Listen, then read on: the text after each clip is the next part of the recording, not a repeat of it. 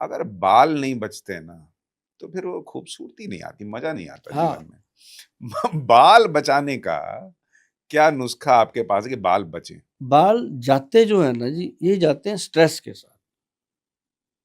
जो स्ट्रेस है ना जी, ये इंसान की गट को खराब करता है।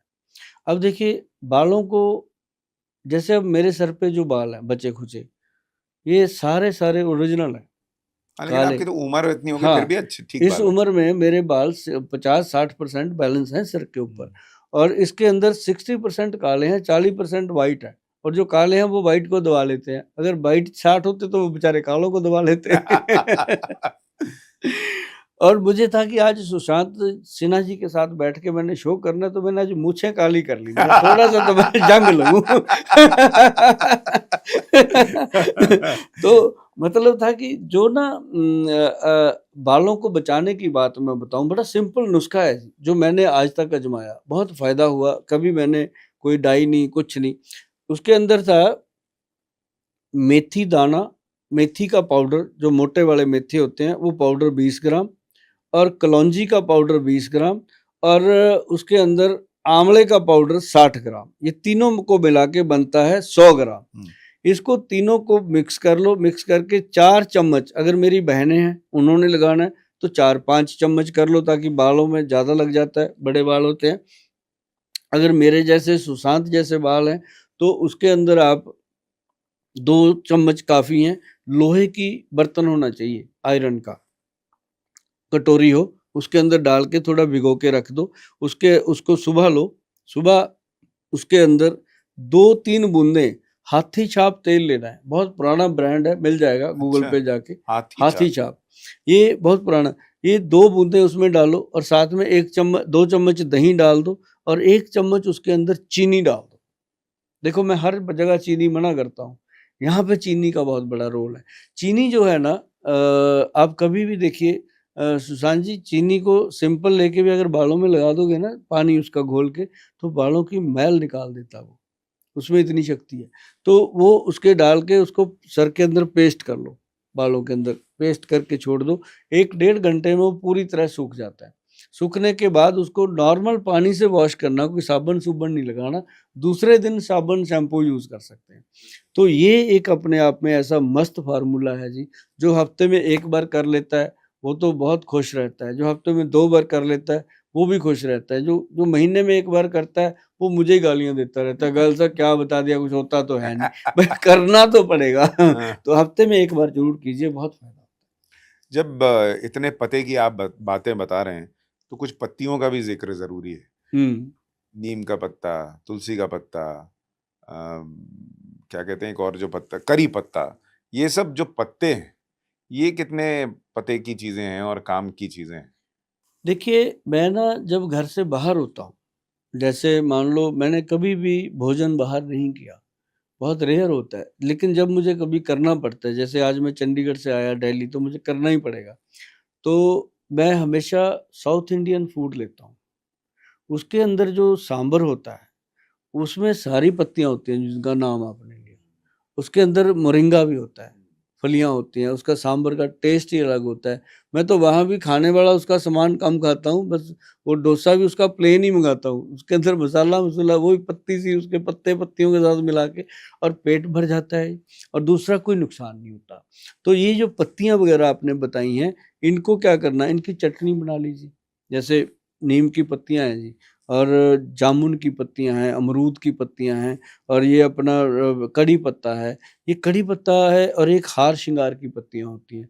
ये तो साहब अगर मिला के आदमी लेता रहे ना जी, कभी जीवन में जोड़ों का दर्द नहीं आता, कभी हार्ट में ब्लॉकेज नहीं आती, कभी शरीर के अंदर कोई रोग पैदा नहीं होता, जिसको हम कह देते हैं चमड़ी का रोग, खुजली का रोग, ऐसी चीज़ें पैदा नहीं होती।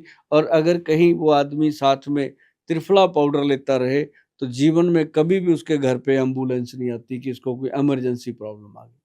लेकिन आप जोड़ों की बात कर रहे थे, मैंने सुना है आप कई बार कहते हैं कि जो काला गोंद होता है, हाँ, वो जोड़ों के लिए बड़ा इफ़ेक्टिव होता है, ऐसा है क्या? ब्लैक गम।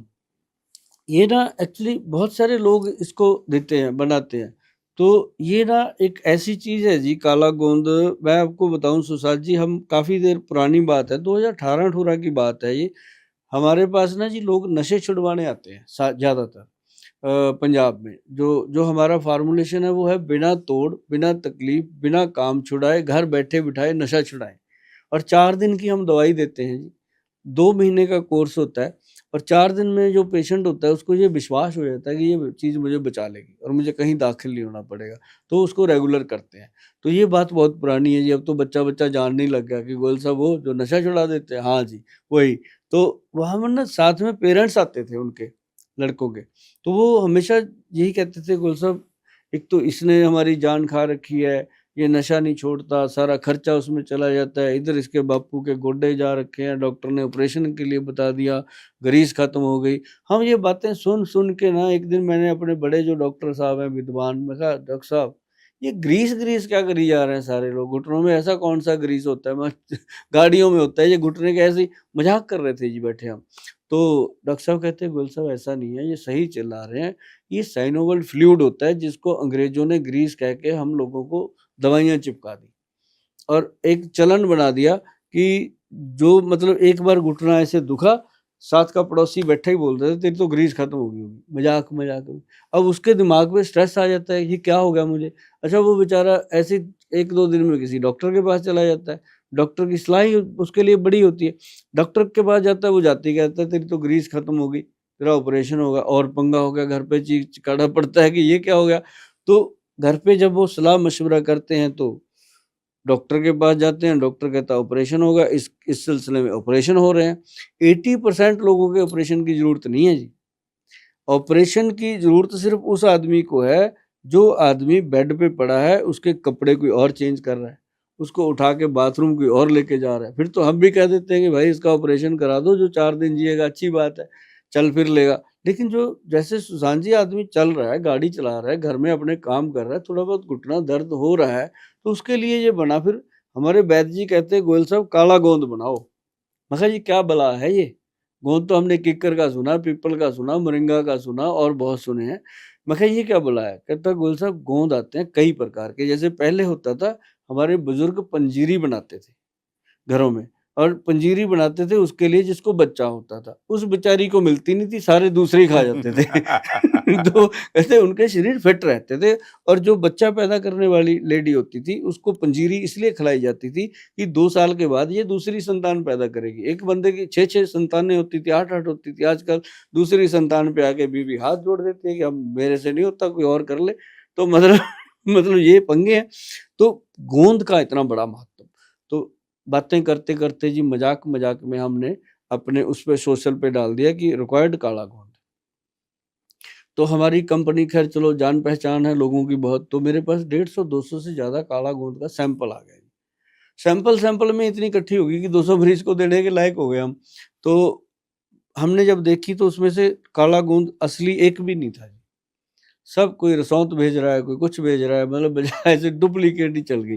तो हमारे वैद्य जी कहते देखो बेटा अपना काम चल रहा है, दाल-रोटी चल रही है, हम गलत नहीं करेंगे काम। अगर काला गोंद लेना है चल उठा गाड़ी तेरी मेरे साथ चल। हम चले जी, परमाणु से आगे शिमला की रोड शुरू हो जाती है। जब हम उधर चले 15-20 किलोमीटर पे जाके पहाड़ी शुरू हो जाती है चंडीगढ़ से। चले तो रास्ते में ना जी चील के पेड़ होते हैं जो लंबे-लंबे होते हैं, आपने देखा होगा। इतना लंबा पेड़ होता है।